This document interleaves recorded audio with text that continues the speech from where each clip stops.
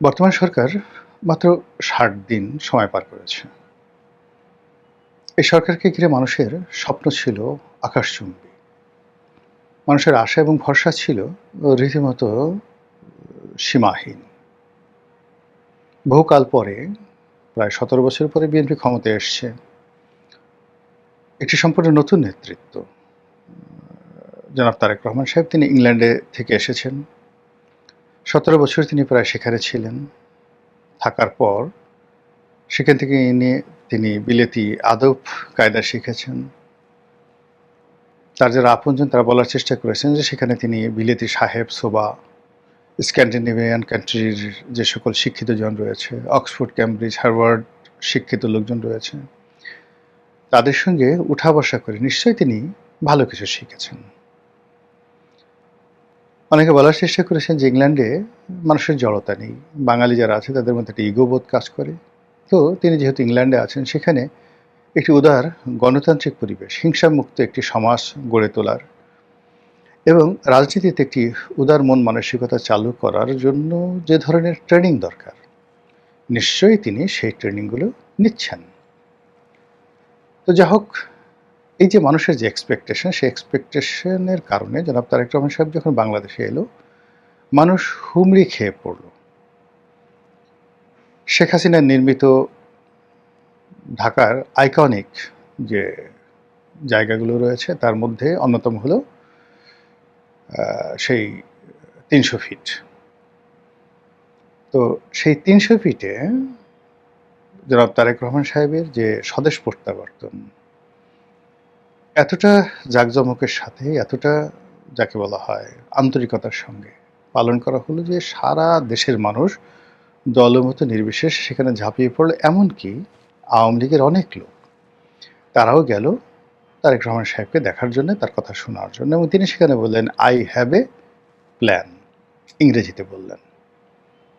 তো এই কথাটা হলো মার্টিন লুথার কিং জুনিয়র। তিনি একজন ধর্মপ্রচারক। ইউরোপ এবং আমেরিকার ইতিহাসে মার্টিন লুথার কিং নামক দুজন ব্যক্তি আছেন। একজন ছিলেন একজন বিদ্রোহী ধর্মযাজক, যাকে বলা হয় মার্টিন লুথার কিং সিনিয়র। সারাটা জীবন তিনি লড়াই করেছেন, সংগ্রাম করেছেন, খুবই বিখ্যাত ব্যক্তি। আর দ্বিতীয়জন 50-এর দশকে ছিলেন মার্টিন লুথার কিং জুনিয়র। খুব অল্প বয়সে তিনি সেই কৃষ্ণাঙ্গ ছিলেন। কৃষ্ণাঙ্গদের অধিকার প্রতিষ্ঠা করা, তারপরে যাকে বলা হয় গণতন্ত্র, মানুষের মন থেকে হিংসা বিদ্বেষ দূর করার লড়াইয়ে তিনি রত ছিলেন। সেই মার্টিন লুথার কিং আমেরিকান সমাজে অসম্ভব জনপ্রিয় ছিলেন। তার একটা বিখ্যাত শব্দ, আই হ্যাভ এ ড্রিম, আমার একটা স্বপ্ন আছে। কি স্বপ্ন? এমন একটা দিন আসবে যখন আমি দেখব রাস্তাতে সাদা চামড়ার আমেরিকান এবং কৃষ্ণাঙ্গ আমেরিকান তারা গলাগলি করে হাঁটাহাঁটি করছে, হাত ধরে হাঁটাহাঁটি করছে, ইত্যাদি ইত্যাদি কথাবার্তা। তো তার সেই অবিস্মরণীয় যে বক্তব্য, সেই বক্তব্যের মতো করেই জনাব তারেক রহমান সাহেব বলেছেন যে আমি যে বাংলাদেশে এসেছি, আই হ্যাভ এ প্ল্যান। তো এরপর থেকে যারা তারেক রহমান সাহেবের ভক্ত, তাদের বক্তব্য হলো যে অনেক অনেক প্ল্যান, নেতার যে প্ল্যান আছে সেই প্ল্যানে একদম বাংলাদেশ ভরে যাবে, বাংলাদেশ ভেসে যাবে। বাংলাদেশের মর্যাদা, মান, সম্মান এগুলো সব একেবারে ভুলোক দুলোক গোলোক ভেদিয়া ক্ষুধার আসন আরস ছেদিয়া উঠিয়াছে চির বিস্ময় আমি বিশ্ববিধাত্রীর। নজরুলের সেই কবিতার মতো সারা পৃথিবীকে চমকিত করবে এই বাংলাদেশ তারেক রহমান সাহেবের নেতৃত্বে এত দ্রুত এই জায়গা এলো কি করে। এই যে এলো কি করে, এটাই হলেন তারেক রহমান সাহেবের plan, I have a plan. আর তার যারা বিরোধী পক্ষ, তারা যা বলার তা তো বলেছে। যা হোক, সরকার যাত্রা শুরু করলো। যাত্রা শুরু করার পরে প্রকৃতি প্রদত্ত, মানুষ সৃষ্ট আবহাওয়ার কারণ, তারপর বৈশ্বিক কারণ, যুদ্ধ বিগ্রহ, নানা কারণে সরকারের উপর এমন কতগুলো চাপ এসেছে, সরকারের চলার পথে এত প্রতিবন্ধকতা এসেছে, যেটিকে আমি ব্যক্তিগতভাবে মনে করি এটি এক ধরনের খোদাই গজব। এই গজব এ সময় না এলেও পারত। হুমায়ুন আহমেদের একটা বিখ্যাত লেখায় জিয়াউর রহমান সাহেব সম্পর্কে বলা হয়েছে যে তিনি যখন ক্ষমতায় এলেন, ওই সময়টিতে হঠাৎ করে বৃষ্টি হলো, অসাধারণ বৃষ্টি হলো। তার ক্ষমতার সময়টিতে আল্লাহর রহমত বরকত ছিল। একটিবারের জন্য বন্যা হয়নি, খরা হয়নি, ফসল হানি হয়নি এবং দেশে কোনো রোগবালাই ওইরকমভাবে মহামারী আকারে আসেনি। ফলে তিনি যতটুকুই করেছেন প্রতিটি কাজে বরকত এসেছে। এইভাবে হুমায়ুন আহমেদ জিয়াউর রহমানকে চিহ্নিত করেছে। সেদিক থেকে জনাব তারেক রহমান সাহেব তিনি তার পিতার মতো ভাগ্যবান নন। এখন এখানে দুটো পরিণত হতে পারে। লড়াই সংগ্রাম করে তিনি তার পিতাকে অতিক্রম করতে পারেন, যে একটা বিরূপ সময়কে তিনি মোকাবেলা করে এই দেশকে যুদ্ধের হাত থেকে বাঁচিয়েছেন, এই দেশকে সম্ভাবনার স্বর্ণশিখরে নিয়ে গেছেন, অথচ শুরুটা তার এমন ছিল না। কাজে তিনি অতীতের যে কোনো রাষ্ট্রনায়কের চাইতে অনেক অনেক বেশি শক্তিশালী, এটা হতে পারে।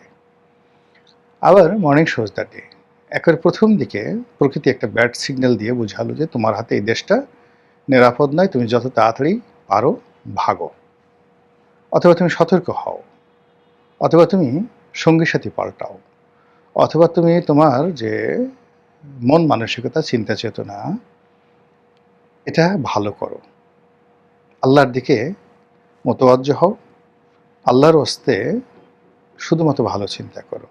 এই কারণে আল্লাহ রাব্বুল আলামিন অনেক সময় রাষ্ট্রে বা রাজ্যে নানা রকম প্রাকৃতিক দুর্যোগ, বৈশ্বিক দুর্যোগ দিয়ে রাজা বাদশাকে ভালো কিছু হওয়ার সুযোগ করে দেন। এখানে আসলে আরশে আজিমের মালিক আল্লাহ কি করেছেন এটা তো বান্দা হিসেবে আমাদের জানার কথা নয়। আমরা যেটা সাধারণভাবে অতীতে দেখেছি সেটাই ব্যাখ্যা করার চেষ্টা করলাম এখানে। কিন্তু গত 60 ডেজ মানে 60 দিনে যে সমস্যাটা হয়ে গেছে সেটা হলো সরকার দেশে এবং দেশের বাইরে কোনো ইমেজ তৈরি করতে পারেনি, বরং ক্ষেত্র বিশেষে ইমেজ সংকট তৈরি হয়েছে। অ্যামনেস্টি ইন্টারন্যাশনাল, জাতিসংঘ দেশের গণতন্ত্র নিয়ে, বিচার ব্যবস্থা নিয়ে, সরকারের বিকেন্দ্রীকরণ নিয়ে, জুলাই আগস্ট বিপ্লবের সময় সংঘটিত ঘটনাবলীর বিচার তদন্ত ইত্যাদি নিয়ে, নির্বাচন নিয়ে, আওয়ামী লীগের রাজনীতি নিয়ে, আওয়ামী লীগকে নিষিদ্ধ করা নিয়ে, এরকম অন্তত 100 বিষয় রয়েছে যে বিষয়গুলো নিয়ে সরকারকে নানাভাবে চাপের মধ্যে রেখেছে। এমনকি খোদ মার্কিন যুক্তরাষ্ট্র তাদের পক্ষ থেকে সরকারের জন্য কোনো শুভ ইঙ্গিত নেই। তারা সরকারকে বিশ্বাস করতে পারছে না। ইন ডিটেলসে আমরা যাব না। এর কারণ হলো আমি আগেই বললাম যে সরকার মাত্র 60 ডেজ, এমন কোনো কথা আমি বলবো না যে কথা আসলে সরকারের মন ভেঙে যায় এবং জনগণ সরকার সম্পর্কে আস্থা হারিয়ে ফেলে। আমি শুধুমাত্র জনগণ এবং সরকার তাদেরকে কার্যত সতর্ক হওয়ার জন্য যতটুকু প্রয়োজন ঠিক ততটুকু তথ্যপত্র দিয়ে আমি এখানে আমার বক্তব্য পেশ করার চেষ্টা করব। যেটা বলছিলাম যে সরকার দেশের ভিতরে ইমেজ হারিয়ে ফেলেছে। অর্থাৎ এই সরকার মব করবে না, মব নিয়ন্ত্রণ করবে। গত 2 মাসে আমরা একটি সিঙ্গেল ঘটনা দেখিনি যে যেখানে মব হয়েছে আর সরকার খুব শক্ত হাতে মব দমন করেছে, যেন দ্বিতীয়বার মব না হয়। বরং এক একটা মব সেটা সেই ন্যাংটা পীরের মাজারে অনুষ্ঠান বন্ধ করে দেওয়া, আরেক পীরের মাজারে তাণ্ডব চালানো, তারপর আরেক পীরকে মেরে ফেলা, এরপর আরও অসংখ্য রাজনৈতিক, সামাজিক, অর্থনৈতিক যে মব এগুলো চলেছে। আর সেই মবের মধ্যে সবচেয়ে বড় মবটি হয়ে গেল ঢাকা বিশ্ববিদ্যালয় শাহবাগ থানায়। এখন এটার পক্ষে বিপক্ষে আপনি যতই বলেন না কেন, এখানে আইন শৃঙ্খলা রক্ষাকারী বাহিনীর উপস্থিতিতে ডাকসুর নেতাদেরকে বেদমভাবে পেটানো হলো। অভিযোগ তারা আগে অনেক মব করেছে, তাদের ব্যাপারে জনরোষ ছিল। তো এই কথাগুলো তো আসলে ইউনূস সরকারের প্রেস সেক্রেটারি তিনিও বলতেন, কিন্তু ঘটনা তা নয়। যাদের বিরুদ্ধে অভিযোগ আছে, যারা অন্যায় করেছে তাদেরকে বিচার করেন, কিন্তু আপনি মব করতে পারবেন না। কিন্তু এই মব চলছে। আর সবচেয়ে ফাইন্যান্সিয়াল যে বড় মবটি হয়েছে সারা দুনিয়া কাঁপিয়ে দিয়েছে, আইএমএফের বিশ্বাস নষ্ট করে ফেলেছে, ওয়ার্ল্ড ব্যাংকের বিশ্বাস নষ্ট করে ফেলেছে, আমেরিকার যারা কর্তা ব্যক্তি তারা হতাশ হয়ে পড়েছেন। সেটা হলো বাংলাদেশ ব্যাংকে যেভাবে সাবেক গভর্নরকে তাড়ানোর জন্য মব করা হয়েছে আর নিজেদের পছন্দ মতো লোককে গভর্নর পদে বসানোর জন্য যে মবের রাজত্ব কায়েম করা হয়েছে, এটা দেশে এবং দেশের বাইরে সরকারের ইমেজ মারাত্মকভাবে ক্ষতি করেছে। সরকার ইতিমধ্যে অনেকগুলো আইন পাশ করেছে। তার মধ্যে